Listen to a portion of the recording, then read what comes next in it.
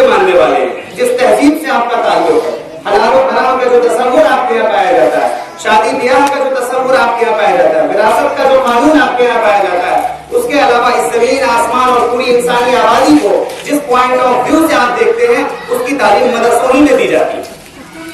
اور اگر یہ مدرسے مٹ گئے، اگر یہ مدرسے بند ہو گئے تو یہ بہت خطرناک ہو جائے گا. اور سچی بات یہ ہے کہ اس سے صرف مسلمانوں کا نہیں، انسانیت کا نقصان ہو جائے گا. کس کا نقصان ہو جائے گا؟ مانوتا کا نقصان ہو جائے گا. وہ کیسے؟ وہ تھوڑا سا بول دیتے ہیں.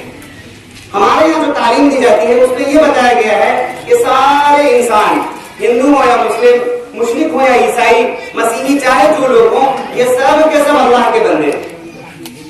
اور یہ بھی ہم کو بتایا جاتا ہے کہ یہ سب کے سب آدم اور حوا کی اولاد ہیں. اور حدیث شریف میں فرمایا گیا الخلق رجال اللہ، ساری کی ساری مخلوق خدا کا کنبہ ہے، لہذا مخلوق پر جو رحم کرنے والا ہوگا وہ خدا کا پسندیدہ ہوگا اور اللہ کی اور سے اس کو عزت ملے گی. یہ قرآن شریف کی سب سے پہلی سورت سورہ فاتحہ، الحمدللہ رب العالمین، تعریف اس اللہ کے لیے جو سارے جہان کا اور سب کا رب ہے. جب وہ سب کا رب ہے، سب کو کھانا دیتا ہے، سب کو دانا دیتا ہے، اس کی زمین، اس کی آسمان، اس کی فضا میں سب چلتے ہیں، تو لہٰذا ہمیں بھی سب کا خیال رکھنا ہوگا. یہ تصور ہم کو مدرسے میں پڑھایا جاتا ہے. اور پھر سورہ بقرہ، ہدی للناس، یہ قرآن ہدایت ہے سب کے لیے. کنتم خیر امۃ اخرجت للناس، تم بہترین امت ہو، صرف مسلمان کے لیے نہیں بلکہ پوری انسانی آبادی